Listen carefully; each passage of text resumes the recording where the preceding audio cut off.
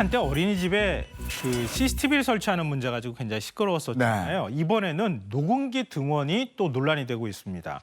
아이들이 가방에 녹음기를 부착한 상태에서 등원하는 경우가 많다고 하는데요. 학부모들은 혹시 모를 학대에 대비한 거다 이렇게 주장을 하고 있지만 교사들은 근거 없는 불신이다 이렇게 반박하고 있는 상황입니다. 도대체 녹음기를 얼마나 많이 부착하고 등원하는 걸까 좀 궁금한 상황인데요. 인터넷에 들어가서 어린이집 녹음기 이렇게 검색을 하면 6천 건 이상 후기가 달린 소형 녹음기가 판매될 정도라고 합니다. 또 녹음기의 종류도 목걸이형, 배지형 이렇게 형태도 굉장히 다양하다고 하는데요.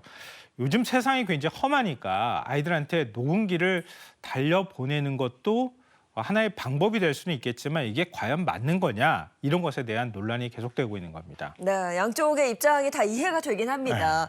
뭐 어린이집 학대 사건 등으로 부모님들의 그 불안한 마음도 이해가 되고 보육교사들의 그 씁쓸한 마음도 알 것 같습니다. 맞습니다. 사실 제가 보육교사라고 하면은 좀 억울한 마음도 있을 거예요. 왜냐하면 일부 어린이집의 학대 사건이 마치 나의 일처럼 느껴질 수 있는 약간 모욕감 같은 것도 있을 수 있잖아요.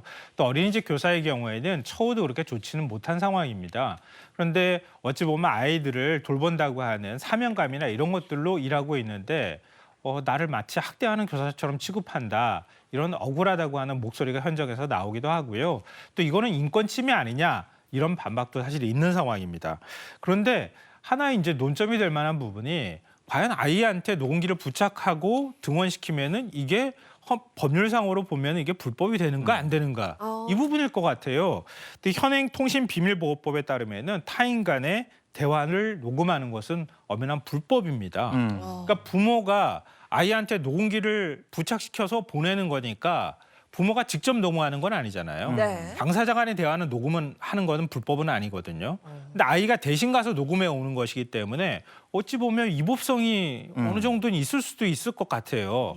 그런데 또 대법원 판례를 보게 되면 음성 파일이 그러니까 부모가 녹음한 음성 파일이 그 학대 사건에서 증거로 인정된 판례도 있거든요. 그러니까 아이가 형사 미성년자잖아요. 이런 아이한테 녹음기를 부착하고 갔다 와서 그 녹음기가 학대 증거로 인정될 수 있는가 이 부분은 앞으로도 법률적으로 조금 논란의 소지가 있을 것 같습니다. 예, 교사와 학부모 간에 무너진 신뢰, 이 참 어떻게 해야 될지 이것도 참 답답합니다.